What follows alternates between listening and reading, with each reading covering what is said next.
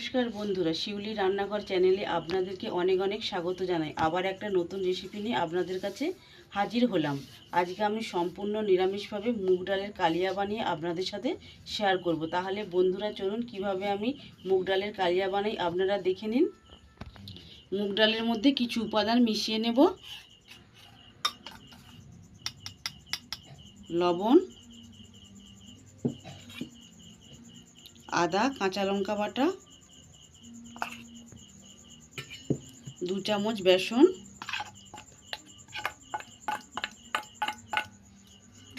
1 চামচের মতো সাদা তেল,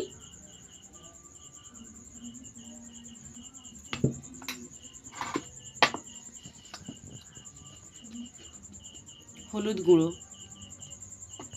ভালো করে সবগুলো মিশিয়ে নেব।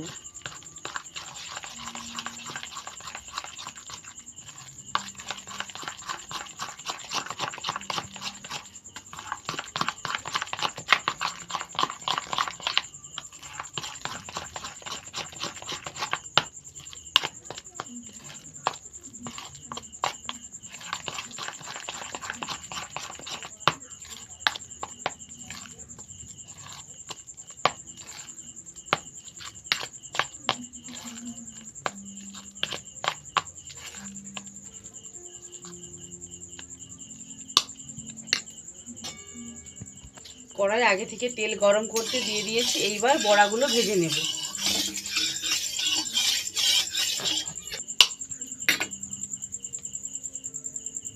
এইরকমভাবে ভেজে নেব।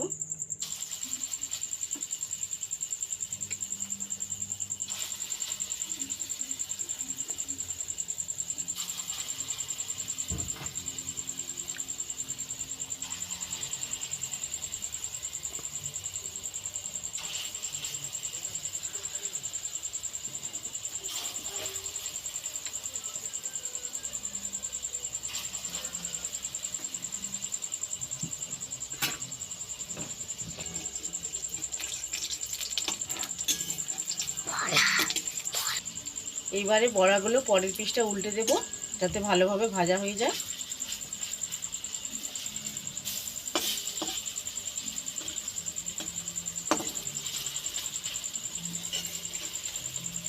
এটা কম আছে বন্ধুরা ভাজবেন, নইলে ভালো করে ভাজা হবে না।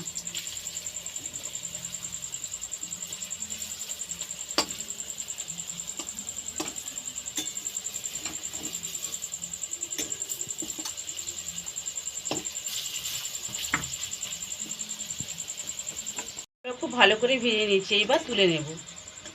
এইভাবে লাল লাল করে ভেজে নিয়েছি।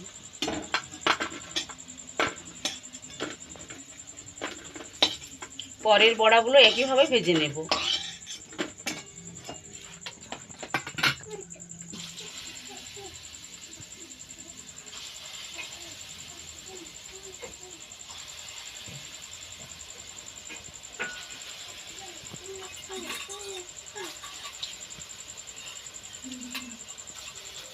লাল লাল করে ভেজে নেব আলু,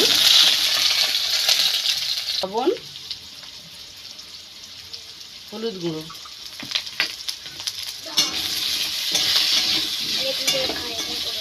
করে ভেজে নেব। ভাজা হলো কিনা, আলু খুব সুন্দর করে ভাজা হয়ে গিয়েছে। এইবার আলুগুলো তুলে নেব।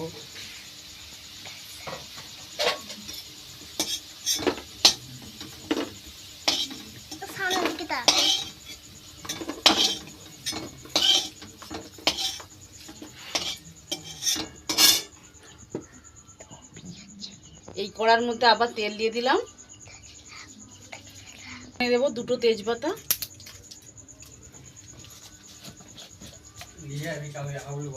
আর দেব গোটা জিরে, অল্প করে চিনিও দিয়ে দেব। এইবার দিয়ে দেব টমেটো কুচি। টমেটো যাতে গলে যায় তার জন্য লবণ দিয়ে দেব।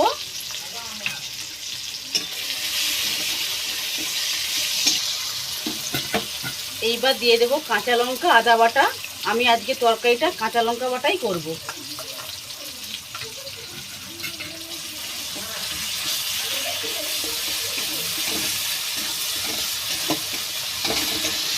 মশলার পেস্ট বানিয়ে নেব। ধনে গুঁড়ো, জিরে গুঁড়ো আর দেবো হলুদ গুঁড়ো। ভালো করে জল দিয়ে মিশিয়ে নেব। জল,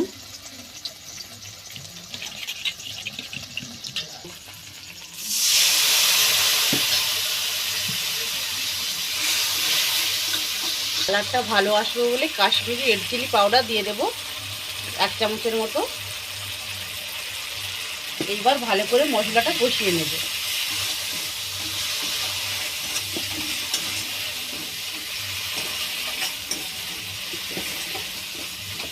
বন্ধুরা, মশলাটা বেশ ভালো করে কষিয়ে নিয়েছি। দেখুন মশলা থেকে তেল ছেড়ে গিয়েছে।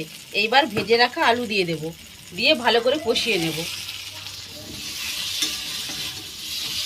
ভালো করে কষিয়ে নিয়েছি। এবার পরিমাণ মতো জল দিয়ে দেব। জল,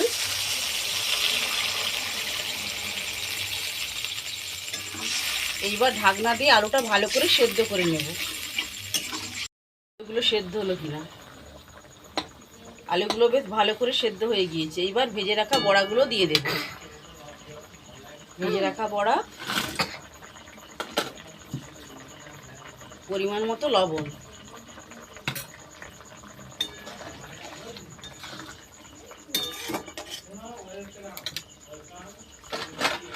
এক চামচ গরম মশলা গুঁড়ো দিয়ে দেব। এইবার ভালো করে ফুটিয়ে নেব 5 মিনিট।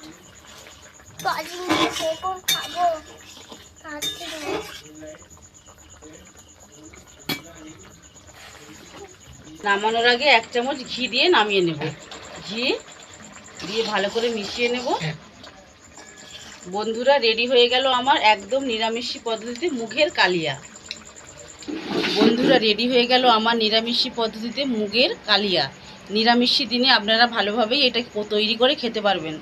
এই রেসিপিটা যদি আপনাদের ভালো লেগে থাকে তাহলে প্রচুর প্রচুর লাইক, শেয়ার ও কমেন্ট করবেন এবং সাবস্ক্রাইব করে আমার পাশে থাকবেন। নমস্কার।